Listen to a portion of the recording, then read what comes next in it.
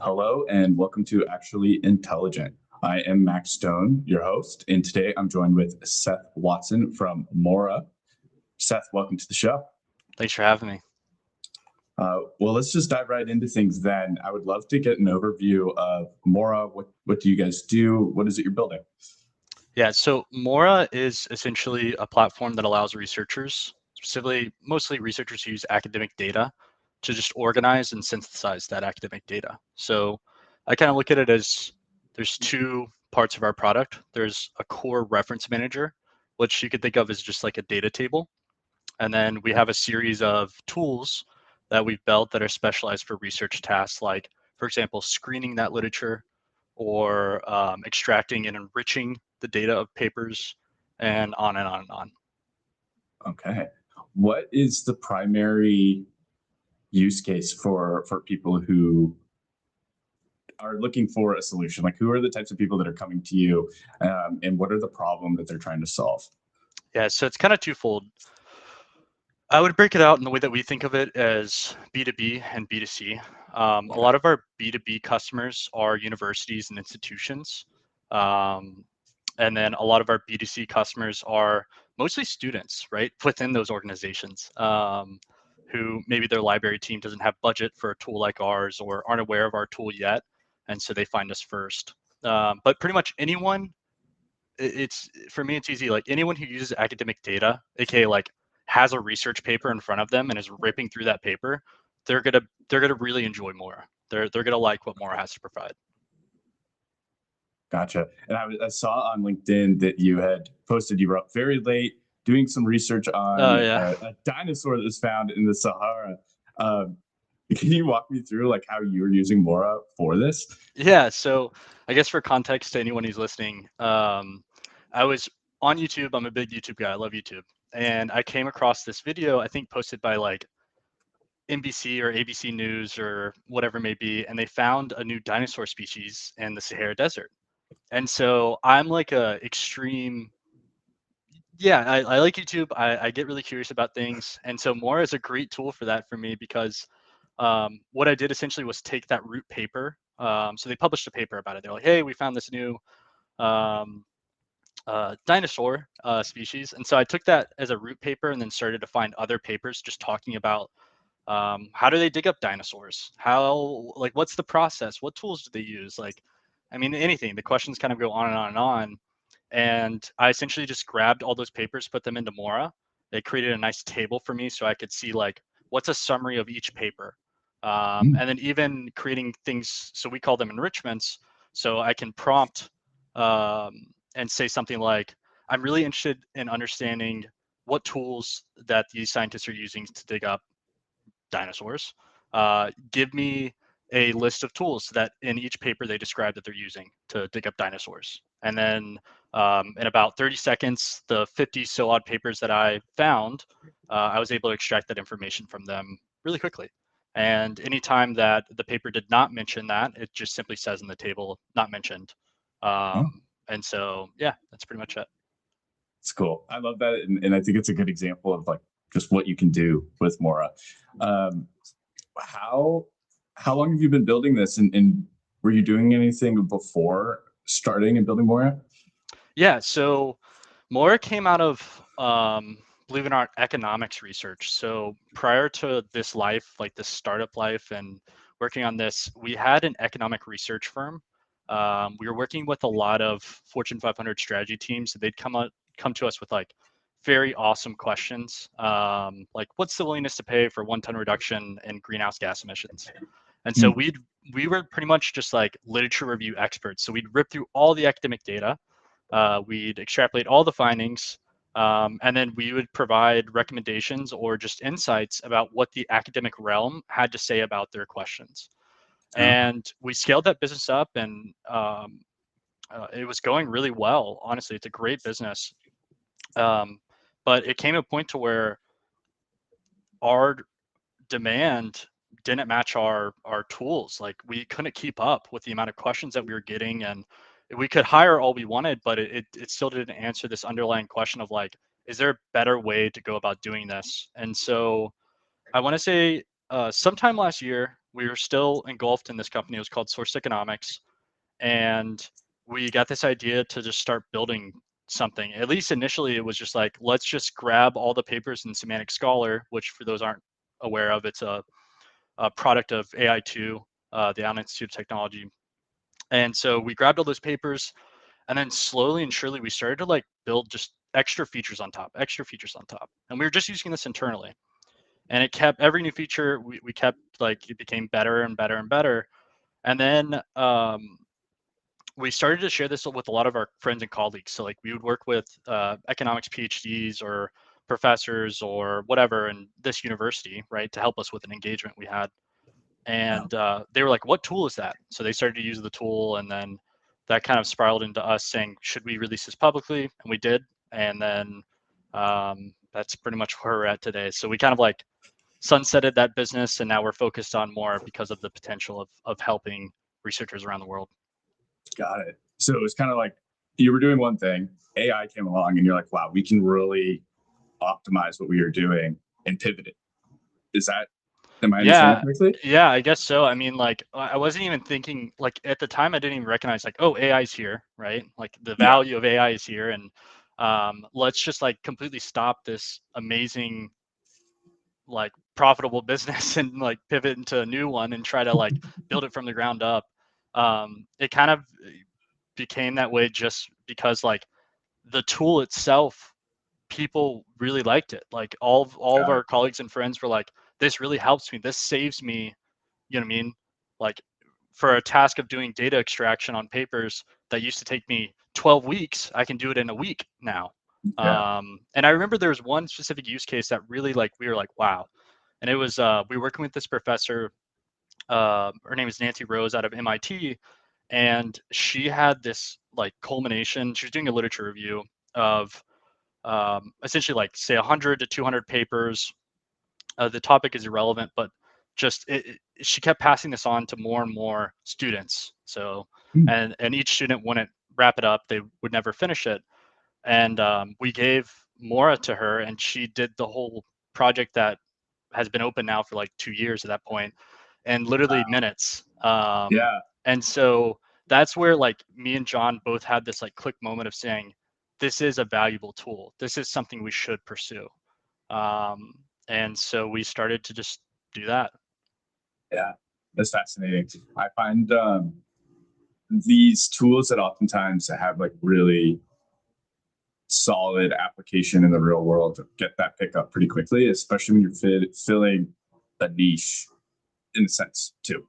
Yeah, like verticalized AI, that whole theme is kind of like cropped in, and I would bucket us in that, right? Like we are very Yeah. verticalized and specialized AI.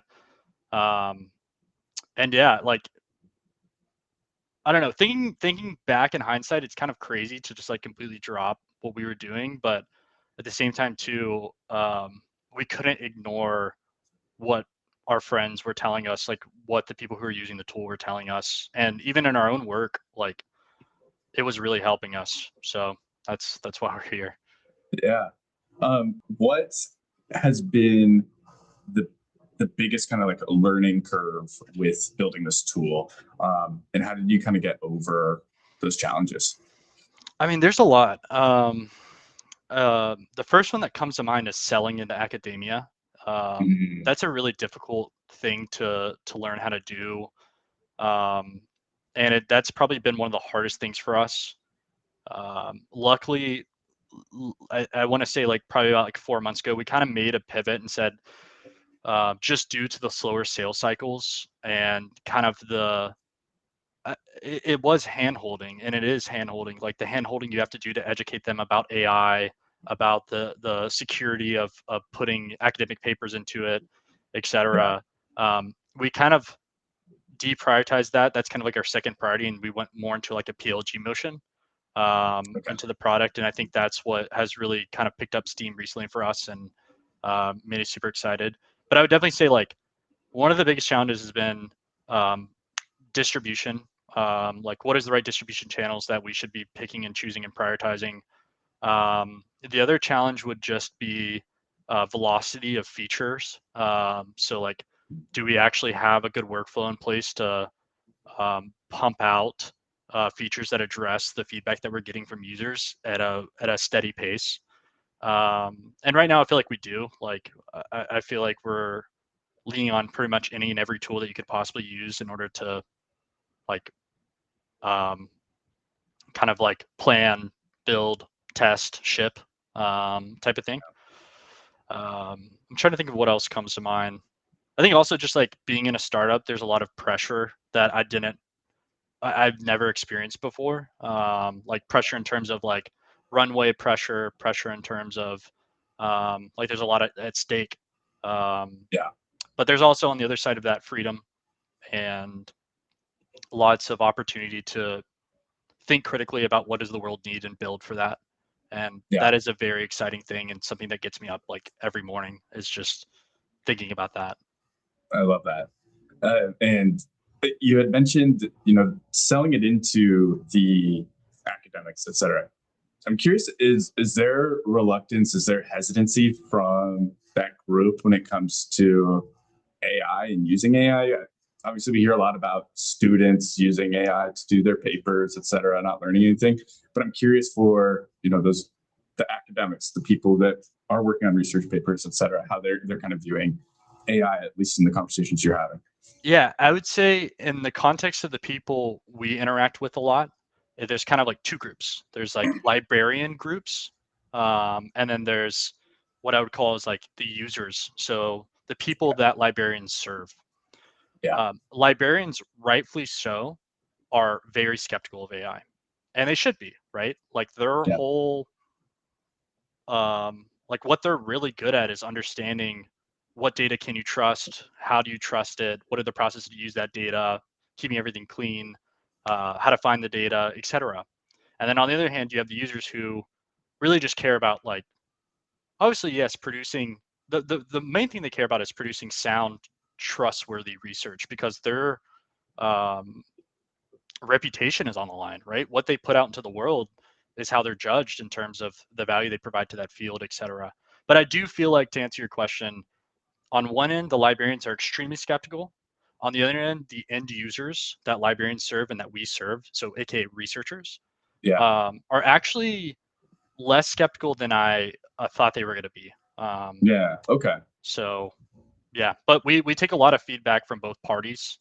We work with a lot of librarians, and they are constantly ripping us to shreds. And it's fun because it's kind of like we're these technologists that want to really push the needle forward, right? And innovate Yeah. and innovate and innovate. Um, and then we have these librarians who are coming back and saying, look, we've been through this before. We've learned lessons. Here's the lessons from the past. And so we kind of take those and build guardrails into what we're building so that the end users not only have value, but are also safe in that process. Yeah. And I want to talk about that a little bit because we're trying to demystify some of these AI systems and how AI works and how to get the most out of it. How, like, where are you guys getting your data sources from? When I was in school and I was always looking at these research papers, they're usually behind a paywall. You have to get into the access these sorts of things. So I'm curious, how are you guys grabbing and finding all this information? And then how are you verifying that it's trustworthy and that the output is correct? Yeah, it's a good question. And it's probably, I would say, like the second biggest thing that I spend my time thinking about. So right now in Moara, you can do what I would call there's two big features in Moara that rely on external APIs and data vendors. The first is searching. So we allow users to search not only Google Scholar, but Semantic Scholar directly on Moara. And then likewise, they can connect like Zotero and EndNote and Mendeley and all their other reference managers, however they find papers and collect them. But for specifically Google Scholar and Semantic Scholar, those are coming straight from those sources. Then when a user adds papers into Moara, what happens is if there's not already a DOI, a digital object identifier present for them, we go off and try to find it. And we use tools like Crossref, OpenAlex.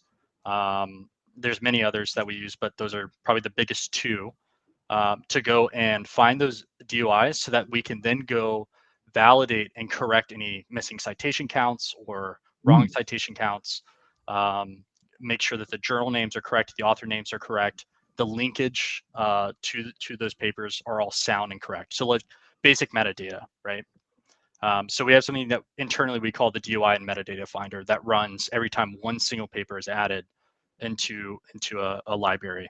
Then we also have enrichments, and enrichments is really exciting because enrichments allows users to enrich data for papers. So like think about getting funding data about a paper and understanding, is there any bias behind this paper? So like a good example would be looking at, if you were studying the impact of the vaccine on whatever, the COVID-19 vaccine on whatever thing, it'd probably be within your best interest to understand who funded that research. And so on Moara, you can do that. You can just go to enrichments, select funders that we get directly from Crossref, and grab that data and have that data. And so, yeah, there's a lot of checks and balances that we have in place as the paper moves through its, let's call it, cycle of being gathered, being added to a library, and then being enriched. And then trying to think of what else. But yeah, we use a lot of different metadata vendors to help with that.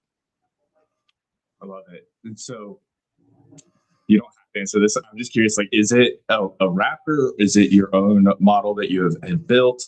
I'm curious on, I guess, kind of like the infrastructure or how it's all put together on the back end. Yeah. So on the back end, I would probably look at it as like we have our data vendors, we have our own backend infrastructure, and then we have the wrapper of Moara that communicates and works for those. We also have like workers. So essentially, like if a user is uploading and importing 1,000 PDFs, a single job can't handle that, right? So we have to batch that job up, and so we have a separate repo or service for our workers to ensure that users run really quickly.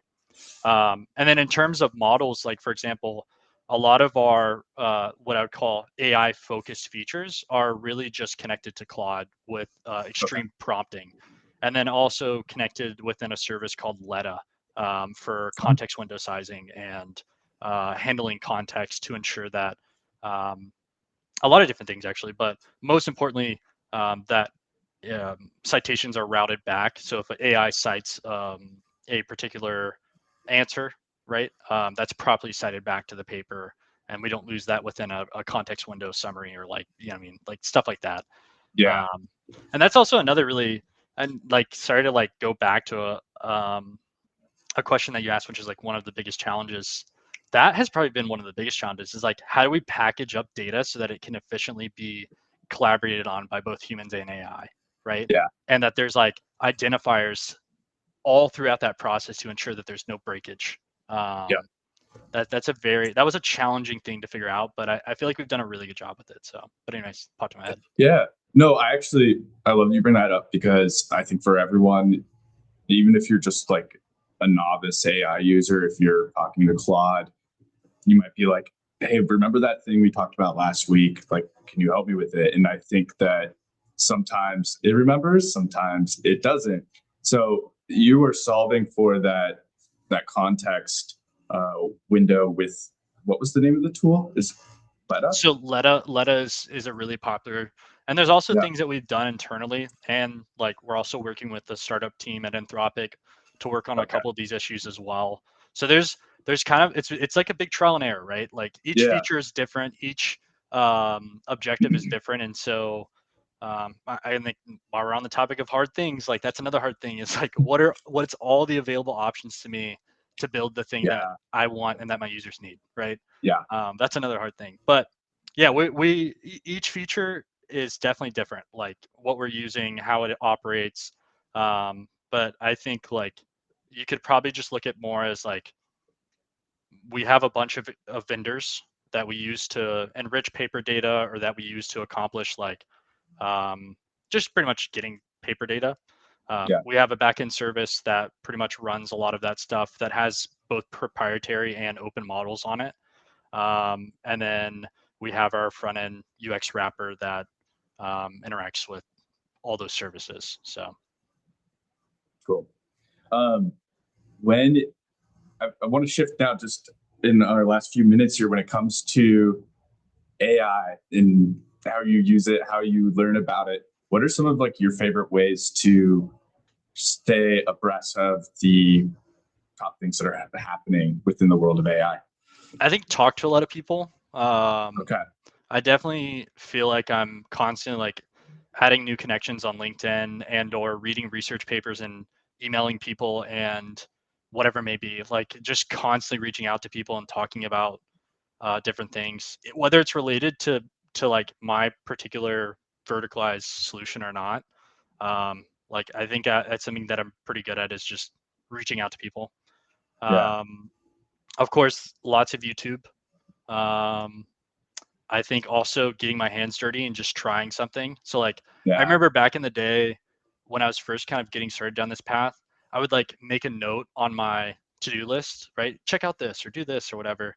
And I've kind of really tried to make a point to like as soon as I feel the urge to try something, I'm gonna go off and try it. I And like it.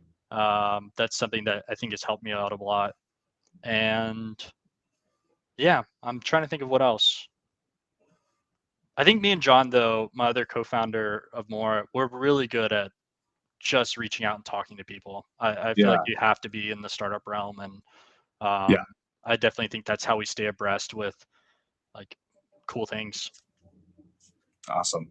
And I'm curious for you personally, are there any tools? Is there anything that you have recently kind of like figured out how to do with AI tools that you are like, wow, this blew my mind? Or something you just enjoy using it, like, I don't know, day to day for?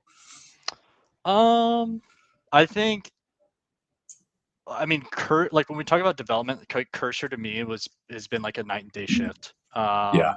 I used to like I remember when I first started out, I was like copying and pasting files into like chat and like going back and forth and iterating and like copying again, bringing it back in, copying and testing it that way. And then I remember the first time I ever tried Cursor, I was like, whoa, like this is Yeah. game changer, right? Um, then also like, I mean, the whole MCP thing and allowing yourself to connect into external data sources and what I would just broadly call context is like really nice and helps you out a lot. Um, Yeah. I think the whole Claude uh, or Clawbot thing is really cool and something that we experiment a lot. Like I don't know if you went out and bought a Mac Mini, I did. I Um, did not. No, not yet. Not um, yet. and so like yeah, I mean experimenting with that has been really cool, and it's definitely blown my mind. Like without a doubt in terms of just like thinking where are we heading, what is the actual relationship between the human and AI going to look like? Yeah. I think that's something that that made me think about a lot. Um, yeah, I don't know. There's so much there, but I think the first one and the main one that just really changed my life was Cursor. Like, Yeah. candidly, it was just like night and day. Totally fair. And I hear that a lot from people who, especially that are building in the trenches. And so I totally get it. There's been a lot of talk about, AI. I think it was the head of Anthropic um, this past week said that by the end of the year, the software engineer title might be gone, or at least, entry. If I'm curious if you'd want to comment on that, like if you have any thoughts about it, just from your usage. Yeah, I think I think what we'll see is like titles and whatever. Who cares? Like, Yeah. call me a chief builder, this prompter, prompt engineer, whatever you want to call it. Like I think titles are obsolete, but I think that in terms of daily activities, I definitely do believe that there will be a shift and continued shift in what a traditional software engineer will be doing day to day, like in the coming years. I think in terms of yeah, I don't know how else to put it besides that. Like, I believe in that their daily activities, our daily activities as software engineers, will significantly continue to change and alter and mirror a lot of what um just prompt engineering. Like, I don't know how to Yeah. say it other than that. Yeah. No, that totally makes sense. You become more of an orchestrator uh, Yeah, as that's a good way to opposed put it. to the musician. I don't know. Yeah. Yeah, Yeah. yeah, yeah. I Cool. agree with that. Well, I really appreciate you taking the time to chat with me today and sharing more about Mora, your thoughts on AI, and Thank you. Thank you for taking the time. Yeah, thanks for having me. Appreciate you.